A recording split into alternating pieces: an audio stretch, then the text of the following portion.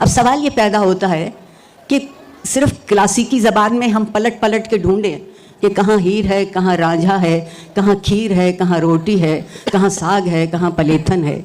देखिए ये कि क्या इंसानी तजुर्बा वही है या तजुर्बा बदल गया। अगर तजुर्बा बदलेगा तो ज़बान बदलेगी, अगर तजुर्बा बदलेगा तो ज़बान बदलेगी। ईश्वर नाहिद मेरे सामने बैठी हैं, क्या क्या सितम ना इन्होंने लिख डाला, और जिनके लिए लिखा उनके कानों में तो सीसा घुला है, उनके कानों में सीसा घुला है। अगर वो समझ जाते कि वो क्या कह रही हैं तो यकीन मानिए हर ज़बान में तड़प के मर जाते। सवाल मेरे नज़दीक ये है कि जब आपकी दानिश, आपकी फहम, आपकी पेशबीनी, आपकी ज़िंदगी के सारे उतार चढ़ाव सिर्फ टीवी के एंकर के कब्ज़े में होंगे तो फिर ज़बान का हाल वही होगा जो मेरा और आपका हाल हो रहा है। पता ये चलता है कि बात करने का मतलब ये है कि इतना चीखो कि दूसरा तुम्हारी बात न समझ सके, और फिर उसका जवाब ये है कि सब मिल के चीखो ताकि कोई भी न समझ सके।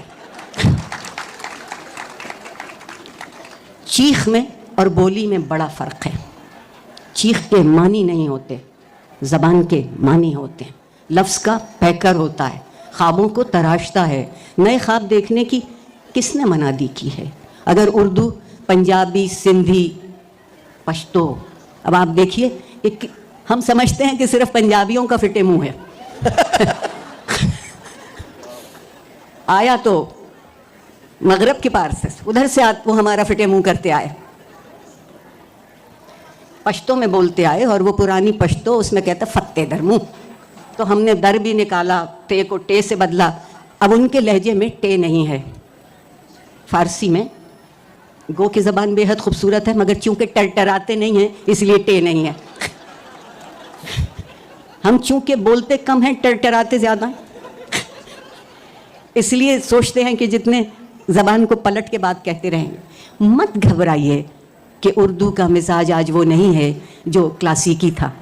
बहुत पुरानी सी बात है कि उस्ताद थोड़ी देर देर से क्लास में पहुँचे तो उन्होंने शागिर्दों से माजरत की कि बेहद शर्मसार हूँ, खातिर नाजुक पर जो बार गुजरा तकातुर इम्तार बाइस से ताख़ीर हुई।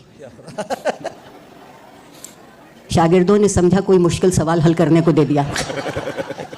वो बात सिर्फ इतना कहना चाह रहे थे कि माफ़ी चाहता हूँ, बहुत शर्मिंदगी है, मुसलसल बारिश की वजह से थोड़ी सी देर हो गई। कुछ लोग जानबूझकर माजी की तरफ पलटते हैं, और कुछ लोग जानबूझकर मुस्तकबिल की तरफ चलना नहीं चाहते, छलांग लगाना चाहते हैं, और छलांग लगाने में आमतौर पर आदमी दरमियान में खाई में गिर जाता है। हम लोग पास 10 मिनट बचे हैं तो कुछ सवाल ले लेते हैं ऑडियंस से।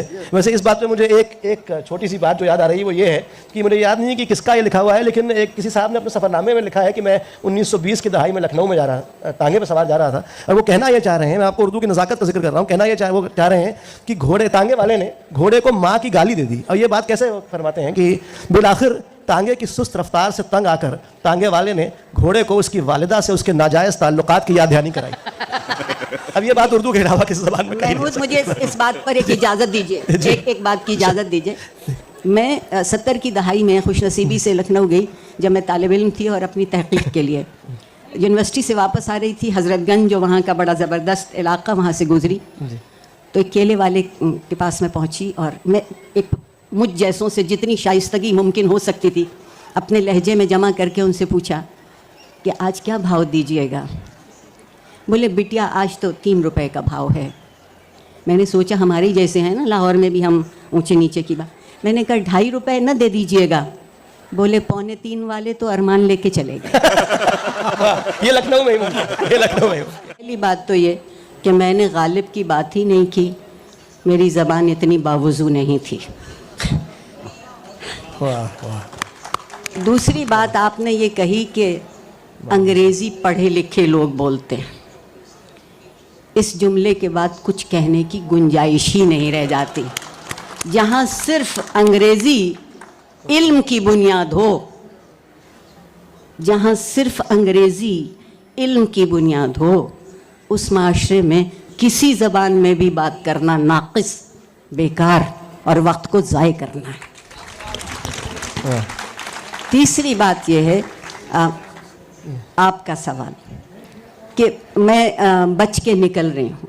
नहीं, मैं अब बच के कहाँ जाऊँगी, मैं तो अफजाल साहब के बकौल बिल्कुल पतली गली में हूँ। मैं तो बिल्कुल नहीं, जो ये मुझे ये मौजू इसलिए पसंद आया कि ये मौजू हमारे अंदर का जो एक इंतशार है और हमारे अंदर जो एक टकराव है और उस टकराव से हमारे अंदर जो बेचैनी है उसका ये इजहार करता है। आप देखिए कि एक लफ्ज़ नूनू कितनी बुनियादें हिला दी यहाँ, जी, कितने जहन खोल के रख दिए सामने, कितनी बात समझ में आई। आपका ये कहना कि जो उर्दू बोलते हैं वो न 3 में है न 13 में, मैं नहीं मानती। जिस ज़बान में जहरा निगाह और किश्वर नाहिद शेर कहती हूँ, जिस ज़बान में इंतज़ार साहब ने कहानी लिखी हो और जिस ज़बान का रस सुनने के लिए हम सैफ महमूद को दिल्ली से बुलाते हों, कैसे जानिए हम सब भूल गए कि मोदी साहब क्या कहते हैं। सही।